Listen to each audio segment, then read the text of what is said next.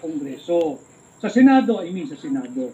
At yung kopya po niya sa Senado ay parehas na parehas doon sa ipinakita namin ni Pangulong Duterte. At doon sa kopyang nakita niya, talagang blanco. Si Asher Cadapan Jr.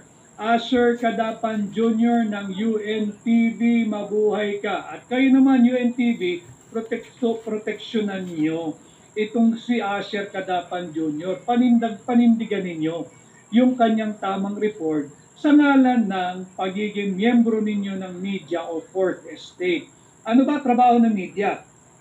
Ito ay upang labanan ang pagmamalabis ng mga nasa katungkulan, upang balansehin ninyo yung pagmamalabis ng mga nasa kapangyarihan. Yan ang dapat na ginagawa o papel na ginagampanan ng tinatawag nating miyembro ng fourth estate. Evergreen Attorney Vic, my Senator, marami pong salamat.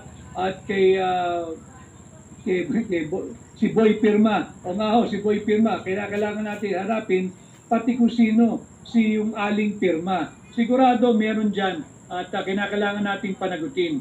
Kay Andy Hetchanova, Attorney Vic, my idol, inuubos na po nila yung Kaban ng Bayan. Last year pa ho nila inuubos to at noong 2023 pa. Para kung mapatalsik man sila, may baon na sila kahit ilang dekada pa ang dumaan, hindi sila maghihirap. Hindi na po maghihirap yan sa dami ng nakuha nila.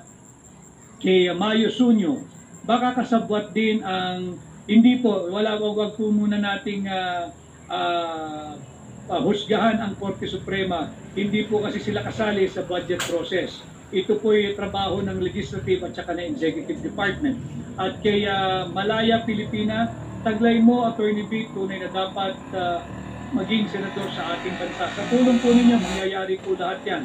Kay Gili Ramirez, Attorney Vic, wala ng pondo ang DSWD sa Baclaran, wala daw pera, galing kami doon. Talaga magkakaproblema po tayo dahil kinakalikot ng mga malilikot at makakating kamay na nandyan po ngayon sa pamahalaan itong ating taunang budget.